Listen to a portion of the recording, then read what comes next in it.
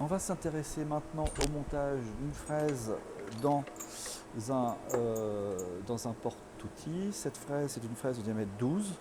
Cette fraise de diamètre 12 a un corps qui est un corps cylindrique, c'est un cylindre donc à cet endroit-là. Il faut donc utiliser un porte-outil qui est compatible, et le porte-outil qui permet d'utiliser ce système-là, c'est un porte-outil à pince. Il est composé donc du corps, de l'écrou et d'une pince qu'il faut aller récupérer. Donc là, je vais prendre une pince qui permet de serrer un diamètre de 13. Donc soit une pince entre 13 et 12, soit une pince entre 11 et 12. Donc cette pince, j'ai pris entre 13 et 12.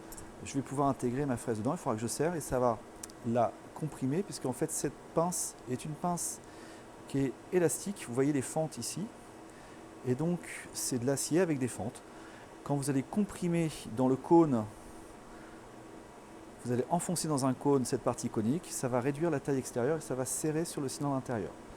C'est pour ça que vous avez besoin d'un porte-pince, voilà, là-dedans, et puis je mettrai la fraise. Le problème, c'est que si vous faites ça et que vous poussez la pince, elle va se bloquer comme pour les cônes morses.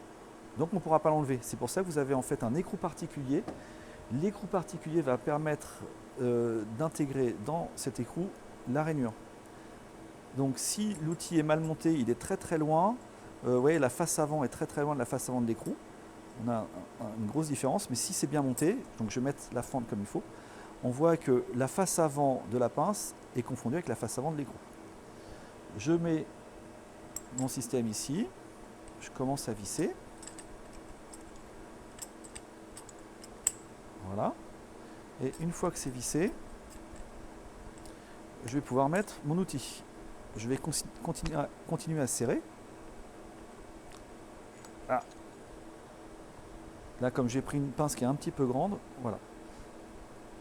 Je vais positionner mon outil. Voilà. Là, c'est serré à main.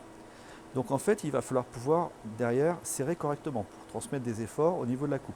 On va donc se mettre sur le système de blocage et on va utiliser une clé ergot. Cette clé ergot va permettre de serrer correctement notre outil.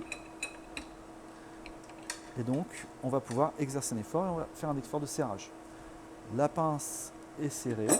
Je vais pouvoir maintenant utiliser cet outil après réglage. Et il va falloir effectivement mesurer l'outil sur le banc de mesure qu'on a ici. Ça va permettre de récupérer les caractéristiques outils et des intégrer dans la machine.